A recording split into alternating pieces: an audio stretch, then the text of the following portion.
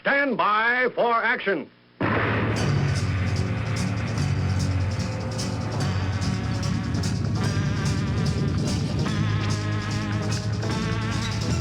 Thanks for joining me. My name is Dave Miller. I am the Unpleasant Blind Guy. Got a big show this time, so let's jump right in. The response worldwide to terror attacks perpetrated by Mohammedans has been simple. Deny, deny, deny. As Americans, we cannot allow our government to follow suit, and we must use our lines of communication to make sure that our Congress and our President understand this before it's too late. So what's the proof of my statement? I begin with a story by Rachel Burford and Julian Robinson for the Mail Online, updated June the 2nd, 2017. The headline, ISIS reveal identity of their, quote, lone wolf, unquote, gunman in Manila who killed 36 after police insisted he was just a, quote, white gambler, unquote, with a vendetta against the casino. ISIS fanatics have again claimed responsibility for an attack on a Manila casino that left dozens dead, despite police declaring almost immediately that it was a robbery gone wrong. At least 36 people were killed last night after a, quote, white English-speaking, unquote, masked gunman attacked a casino in Manila, stole 1.7 million pounds or $2.3 million worth of betting chips, and set fire to tables before he, quote, burned himself to death, unquote. It is understood many of the victims were women who suffocated due to smoke inhalation as crowds battled to get to the exits. The Philippines is battling ISIS, and the terror group claimed responsibility early on for the attack, but national police were quick to insist that the deadly raid was a robbery gone wrong. However, ISIS has today insisted for a second time that the attack was carried out by one of its jihadists named Abdul Khair al-Arkabili. Their statement read, 100 fatalities and injuries among Christians in attack in Manila. With, I'm going to say Allah's help here, our brother Abdul Khair al-Arkabili managed to hide with his machine gun among a group of Christians who fight Islam inside a Resorts World resort in Manila, Philippines, where he opened fire on them, killing and injuring about 100 of them, until he eventually died as a martyr. Witnesses said the gunman, who had an assault rifle, this is just a rifle, folks, entered the Resorts World Manila Casino in Pasay City, Philippines, shortly after midnight on Thursday before opening fire on betting terminals and televisions. It sparked mass panic, and the man, who was seen on camera unmasked but later said to be masked during the attack, was then seen pouring fuel over tables and setting them ablaze while gamblers were fleeing for their lives. Explosions were also heard coming from the tourist resort, and bloodied victims were seen being stretchered out of the building. Resorts World Manila officials said the dead all died from smoke inhalation, including 13 employees and 22 guests. Philippine police said they're looking to speak to a person of interest in connection to the attack, though the COO of Resorts World Manila has insisted that only one person was involved. And I'll stop here to say that when reports initially came out about this attack, witnesses were saying that it was more than one man with a rifle inside the hotel firing. Before the gunman had been killed and police had confirmed any motive, the Islamic State group claimed responsibility, and U.S. President Donald Trump also branded it a terrorist attack. It was later revealed that the incident was likely a robbery gone wrong. And I'll stop here to say, so they said. A South Korean foreign ministry official said one South Korean died at the casino after the unidentified person was evacuated. The official said the person likely suffered a heart attack, but an autopsy would be carried out to determine the cause of death. 3 South Koreans suffered minor injuries from smoke inhalation or during the evacuation, the official said. The incident unfolded amid a 10-day deadly siege by Muslim militants aligned to the Islamic State group in the southern city of Marawi. This story paints an all too familiar picture. There's an Islamic terrorist attack, and what happens? Immediately, the attack is characterized as a lone wolf incident. The only problem is that this time there were witnesses who, on the day of the attack, had said that there was more than one attacker. But for the resort hotel and for the government of the Philippines, the best policy in this case is deny, deny, deny. More proof can be had from the once romantic City of Lights. This story is by the Times of Israel staff and AFP, dated June 2, 2017. Its headline, Suspect in Brutal Murder of French Jewish Woman May Not Be Tried. Now this is a case, folks, which you possibly haven't even heard of, because the fake stream media of the West's policy when it comes to Islamic terror attacks is also to deny, deny, deny. And they do that best by not even reporting certain stories. To continue with the article, a Muslim man suspected in the violent murder of an elderly French Jewish woman in Paris in early April may not face murder charges, as claims that he was not in his right mind when he committed the attack are being considered. The suspect has been hospitalized for psychiatric evaluation since his arrest for the murder of Sarah Halimi, age 66, on April the 4th. His name has not been released.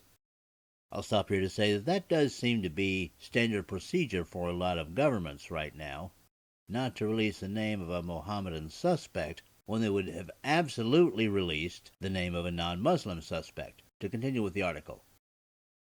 But he is known to be a 27-year-old African Muslim and a neighbor of the victim. Halini was beaten severely before the suspect pushed her to her death out of the window of her apartment on Vaucouleurs Street in the heavily Muslim 11th district of Paris, considered a crime-ridden area. And I'll just stop to say, the first very likely being the reason for the second.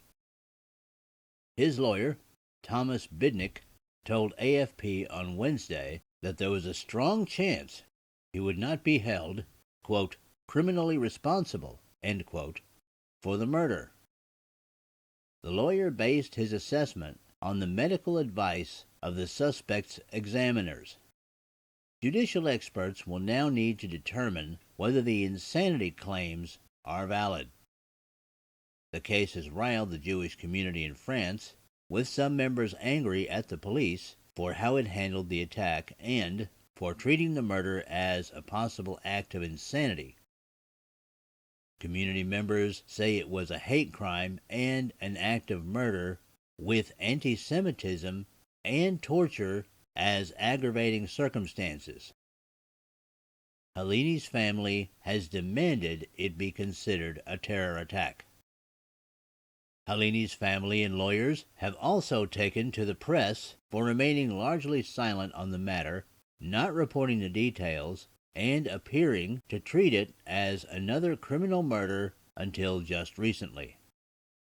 In a press conference last week, a lawyer of the victim's family revealed the tragic details of her death and the moments leading up to the murder, suggesting the suspect may have undergone radicalization while in prison for drug-related crimes and while attending a Salafist mosque nearby when on probation.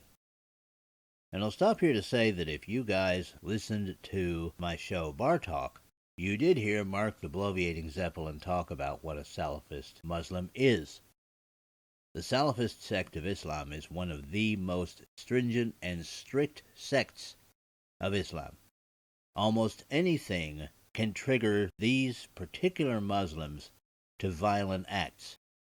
To continue with the article, the Halili family lawyer, Jean-Alexandre Buckinger, recounted that the attack began at 4:25 a.m. on the morning of April the 4th, when the suspect, who lives with his family in a building neighboring Halini's, forced his way into her apartment through the residence of his neighbors, a family originally from Mali.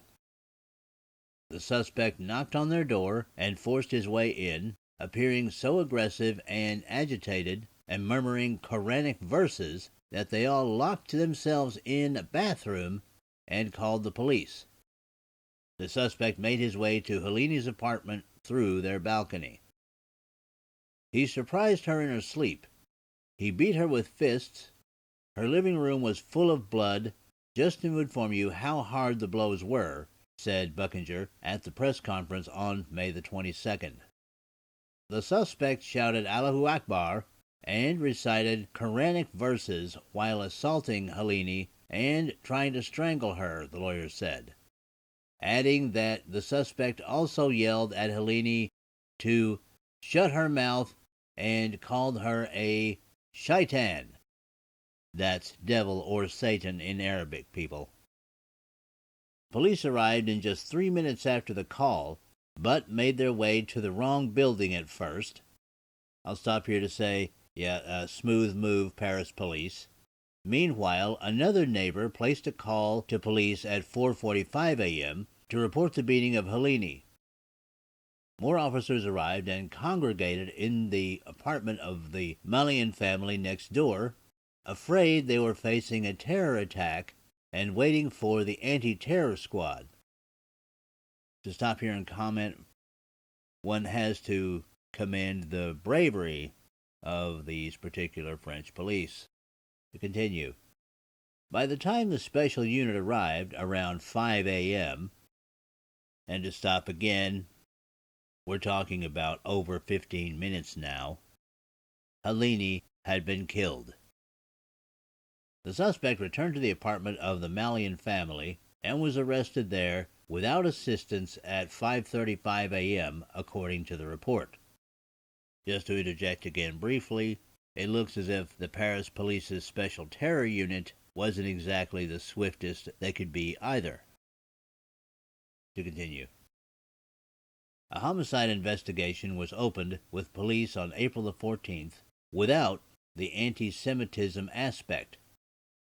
A judicial source told AFP that it has not yet been established that the suspect knew the victim's religion.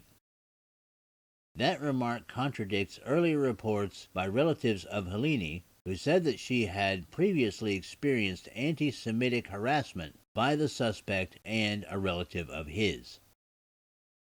A second lawyer for the family said the fact that the suspect did not assault any other neighbors during the attack and made his way directly to the only Jewish woman in the building, breaking into an apartment to access hers, shows premeditation. He was the profile of a radicalized Islamist. The psychiatry behind it is secondary, said a lawyer of Halini's sister, Giles William Goldnadel. There were conflicting reports on whether the suspect's family acknowledged any radicalization, but Bidnick said they perfectly understood the gravity of what he has been accused of. The Halini family lawyers also criticized police handling of the attack, questioning why it took an hour and 10 minutes to apprehend the suspect and suggesting a nation and police force on edge since a series of deadly Islamist attacks in recent years. A number of French Jewish organizations, including the Consistoire and CRIF, the umbrella group of French Jewish communities, announced their intention to join a civil suit in the case. Halini is survived by her son, who lives in Israel, and 2 daughters who live in France. she was buried in Jerusalem on April the 6th. As we see, people, the French government's strategy for dealing with what was obviously a very narrowly targeted terrorist attack against a Jewish woman by a Salafist Muslim was to pull out what has now become an all too familiar excuse for the attack. Islam? No. The still unidentified terrorist was only suffering from temporary insanity. The policy of the French government: deny, deny, deny. And it's not much better in the United Kingdom. Here's part of a statement made by, as of this recording on June the 12th, 2017, UK Prime Minister Theresa May on June the 4th, 2017, after the London terror attacks the night before. The single evil ideology of Islamist extremism that preaches hatred, sows division, and promotes sectarianism, she said. It is an ideology that claims our Western values of freedom, democracy, and human rights are incompatible with the religion of Islam. It is an ideology that is a perversion of Islam and a perversion of the truth. Now, people, how many times have we heard that one? We've heard it from Boris Johnson, the former mayor of London. We heard it from David Cameron, former Prime Minister of the UK. We've heard it from politician after politician right here in the United States of America, including former President Barack Hussein Obama. Identify Islam as the prime mover for Islamic terror attacks? Oh no. Claim that such incidents are a distortion of Islam. When it comes to the truth about Mohammedanism, deny, deny, deny. If you'll remember a year ago, after the Orlando, Florida terror attack here in the United States of America, the same thing was said. Omar Mateen had become mentally ill because of conflicts arising from his homosexuality and being a Muslim. He was, however, said to be a lone wolf, and that Islam really did have nothing to do with his attack on the Pulse nightclub. That despite pro-Islamist statements on Mateen's part. All part of the same culture of denial that is seeing our people attacked, kidnapped, raped, tortured, and killed. So what do Mohammedans really think? I'm going to read you part of a statement from ISIS. Now, aside from being terrorist scuzzballs, ISIS are what I like to call honest Muslims. They actually speak the truth about what almost all Muslims actually think. This is from the National Review, and it's in a piece by David French, dated August the 3rd of last year, 2016. Here's part of the statement from ISIS. What's important to understand here is that although some might argue that your foreign policies are the extent of what drives our hatred, this particular reason for hating you is secondary. The fact is, even if you were to stop bombing us, imprisoning us, torturing us, vilifying us, and usurping our lands, we would continue to hate you because our primary reason for hating you will not cease to exist until you embrace Islam. Even if you were to pay jizya, I'll stop to say that's the tax that non-believers pay to Muslims, and live under the authority of Islam in humiliation, we would continue to hate you. No doubt, we would stop fighting you then, as we would stop fighting any disbelievers who enter into a covenant with us, but we would not stop hating you. It's that simple, people. Muslims hate non-Muslims because they're not Muslim. And even if a non-Muslim agrees to do everything that Muslims tell them to do, agrees to let Muslims run the world, agrees to work and pay Muslims money, the hate will continue. And believe you me, that will include thievery against non-Muslims, and other crimes such as assaults, rapes, and torture. Because one thing we know from history is that Muslims use those who they dominate any way that amuses them. Because to the Muslim, a non-Muslim is not a person. They're a resource to be tapped in any and every way that they see necessary to enrich themselves. And however much our governments may want to deny the reason for the attacks, the proof is there in the numbers. The primary wellhead of Islamic terror is Islam. Denying it by saying that attacks are perpetrated by lone wolves won't work because those lone wolves all carry Islamic fleas. Denying it by saying that its temporary insanity won't work because the insanity always seems to be based in Islam. And denying it, saying that it is a distorted form of Islam won't work either, because there's no distortion. It's just Islam. People, as of the recording of this program, it is day 17 of Ramadan. So far, in this 30-day Mohammedan quote-unquote holy time, there have been 95 Islamic terror attacks. Those have resulted in 1,127 people dead, and many, many more injured. By the time you hear this recording, both the number of attacks and the number of dead and injured will have gone up. The only way that we can begin to combat Islamic terror is to first agree that Islam itself is the prime cause for these acts of terror. Then we have to begin steps to remove Mohammedanism from our countries.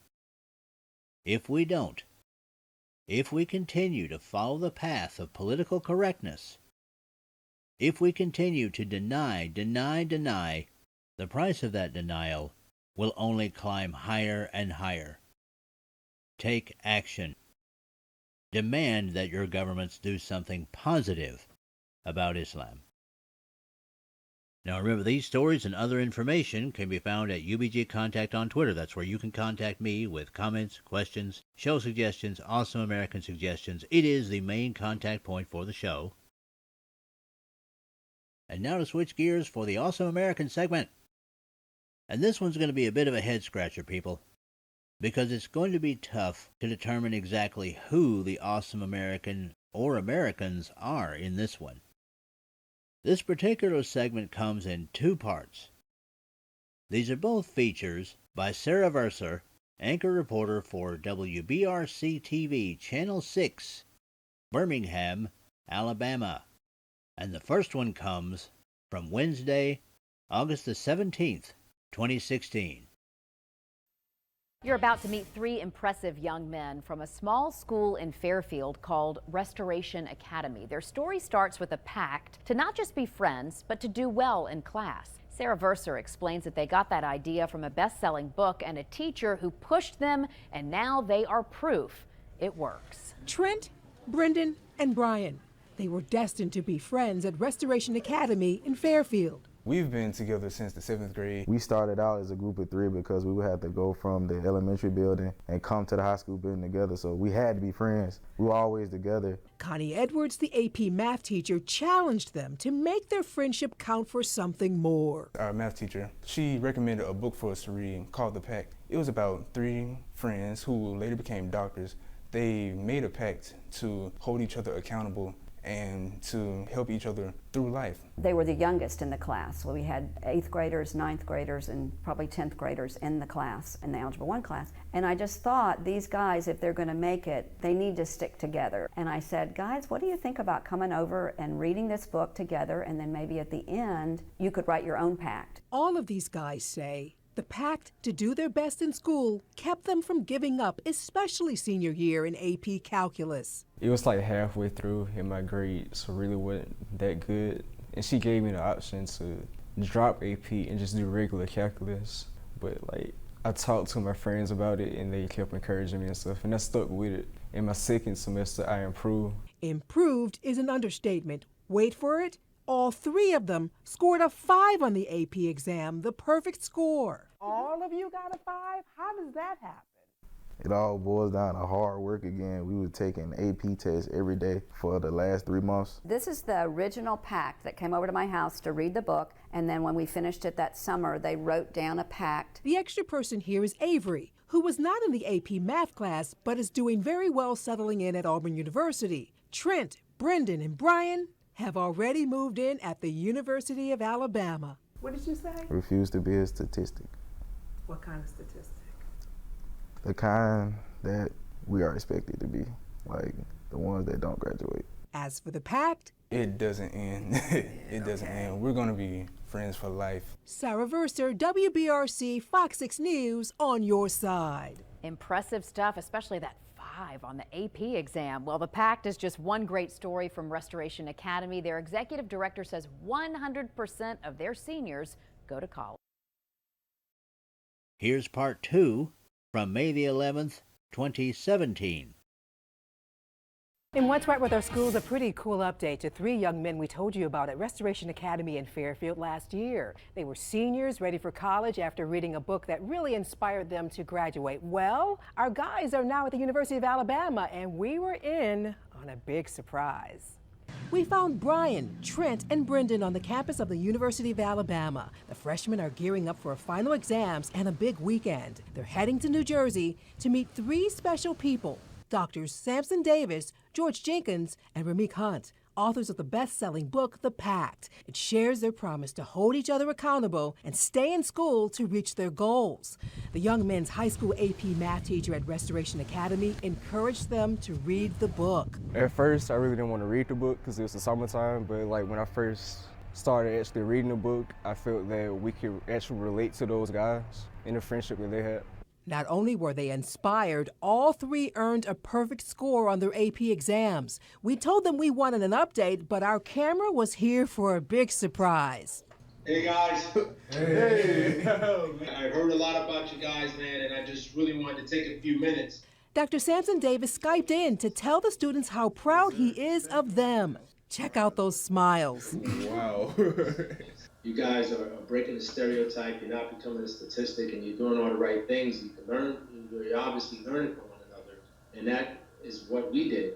Dr. Davis says they wrote the book 10 years ago, showing their struggles, hoping to encourage others. What inspired us to write the pact was just that there wasn't many stories that resembled us, where we came from the inner city and the struggles and the challenges that we had, and growing up single-parent homes and the life of poverty. And hearing about Brian, Trent, and Brendan, it really warms my heart, man, to see these guys. Honestly, it inspires me even more to keep doing what we've been doing, because, like I said, it's unexpected, and for him to want to talk to us, that makes me feel, and one more promise from Dr. Davis. The beauty about what you guys are doing is that there's so many blessings that's waiting for you that you can't really see right now. Wow, right? Well, thanks to the University of Alabama's Communications Department for helping us with this surprise. Those young men are in New York right now and have a big banquet tomorrow honoring the doctors. Now, the main question here is, who is the awesome American? Was it the 3 young men who originally wrote the book? Was it the math teacher who introduced it to the 3 younger men? Was it 2 of the 3 younger men who encouraged the 3rd to continue on despite problems with his grades? Was it all 3 of the younger men who followed the inspiration from the book and did not become statistics? Well, that's for you to decide, people. But hearing those stories is very refreshing to me, because as we all know, there are far too many bad influences on our young people now. Drugs, gangs, terrorist and anti-American movements that scoop them up as cannon fodder. The list goes on and on. But stories like this bring us hope. And in these times of a war with Islam that we did not choose, but Islam did, hope is a valuable commodity indeed. And that's it for this time. I appreciate each and every one of you. Thank you for listening, and may your God go with you. Goodbye. The Unpleasant Blind Guy is copyright 2017. Anno Domini.